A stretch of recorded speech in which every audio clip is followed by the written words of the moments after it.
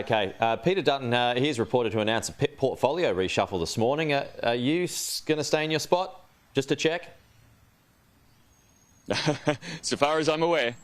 Okay, no changes because there had been some suggestions that because you weren't entirely on board the coalition's position on the Voice that you might be demoted somewhat. There had been some people saying that. That's not changing. Well, look, you've always got your critics out there, but so far as I'm aware, I'm staying in my place, and you know, in doing so, I'm intently focused on, frankly, the concerns about the fact the Prime Minister is dithering about whether or not he's going to go to the NATO Leaders Summit in July.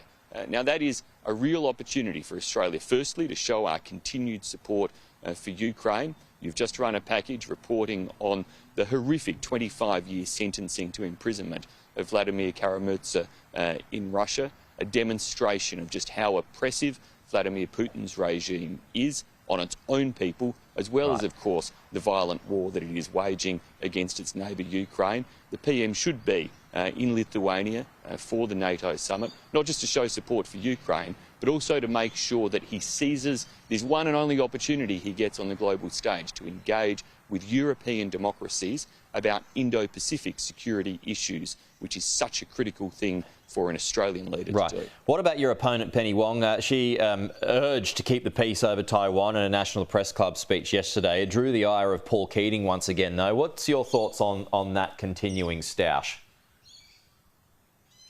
Well, it is quite the spat to see, and Paul Keating, of course, has parts of a cheer squad within the Labor movement, and you could see that by some of the Labor branches and others who came out indicating their opposition to the AUKUS deal. But Penny Wong's stance she took yesterday enjoys broad bipartisanship in terms of the position for making sure we work towards a peaceful, prosperous and stable Indo-Pacific region. That we do so through ensuring we have strong deterrence, which is why the coalition government embarked on the AUKUS partnership to help strengthen our deterrence. It's also why we lifted defence spending to some 2% of GDP, and why we are so anxious in waiting for the long-delayed and deferred release of the Defence Strategic Review by the Albanese government. We have many questions as to why that hasn't been released and where the potential $3 billion of budget cuts is going to fall. Well, on that point, because I've got a minute left, Simon, so I'll get your answer to both of these points. The first being, would you support an increase to the petroleum resource rent tax, given that Jim Chalmers has got to find some money somewhere? No, Jim Chalmers has got to rein in spending somewhere, and it's deeply concerning to see in today's newspapers suggestions that with increased revenue, he's planning on spending more of it, and that will only put more pressure on the Reserve Bank to drive interest rates higher and hurt Australian homeowners more. So this is very concerning signals from the Labor government in terms of this budget that's coming up, that they're going to actually have a more expansionary fiscal policy just at the time when the Reserve Bank has been running a contractionary monetary policy. Okay. Do you agree with Deloitte in suggesting that the national economy is on a knife's edge?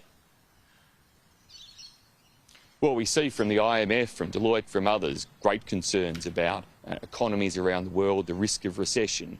But the government's got to make sure that it doesn't make the inflation problem worse, because that will only see Australians paying more through higher interest rates. And the suggestion from Jim Chalmers today that he's going to take revenue gains and spend more of them is exactly the opposite of what the Reserve Bank would be wanting the Albanese government to do. Okay, so the changes to the PART and capital gains tax discounts, you're against any changes there, just to close? Well, if there are changes, we'll take a look at what the government's proposing. We're not going to run entirely on speculation, but we don't think this government should be looking to hike up taxes and spend more money and spend revenue gains, and particularly not at a time when you've got the Reserve Bank trying to rein in inflation. And this Labor government shouldn't be acting in ways that just egg the Reserve Bank on to lift interest rates further, which all Australians end up paying for. Simon Birmingham, appreciate your time.